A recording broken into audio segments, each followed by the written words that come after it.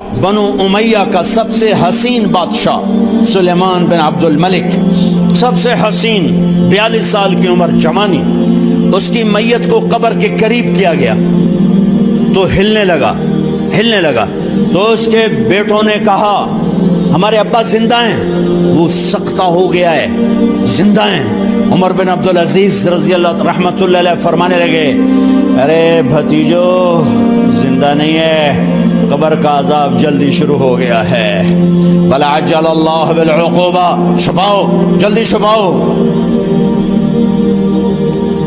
عمر بن عبدالعزیز جس تخت پر بیٹھے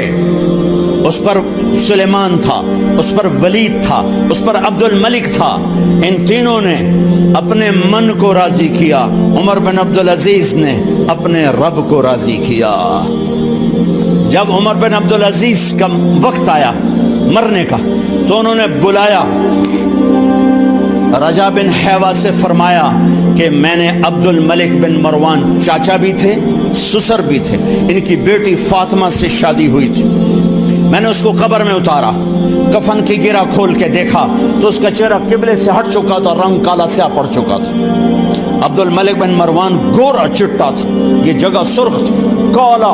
پھر میں نے ولید کو قبر میں اتارا، اس کا بیٹا 10 سال حکومت کی، اس نے 21 سال حکومت کی، اس نے 10 سال کی، ولید بن عبد الملک۔ میں نے اس کے کفن کی گرہ کو کھول کے دیکھا تو اس کا رنگ سیاہ ہو چکا تھا اور قبلہ کی طرف سے چہرہ پھر چکا تھا۔ پھر اس سلیمان کا واقعہ تو ابھی سنایا، پھر اس سلیمان کو قبر میں اتارا اور اس کے کفن کی گرہ کو کھول کے دیکھا تو اس کا چہرہ قبلے سے ہٹ چکا تھا۔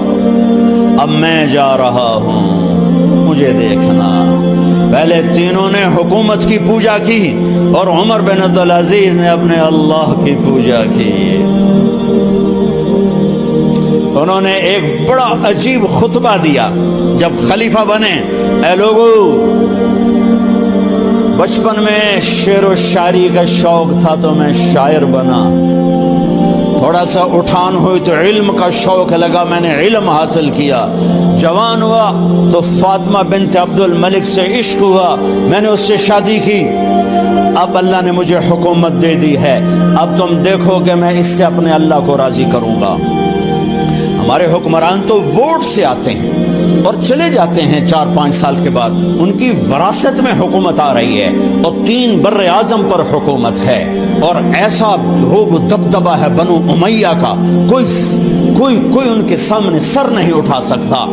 3 بر اعظم میں زکوٰۃ لینے والا کوئی نہ بچا،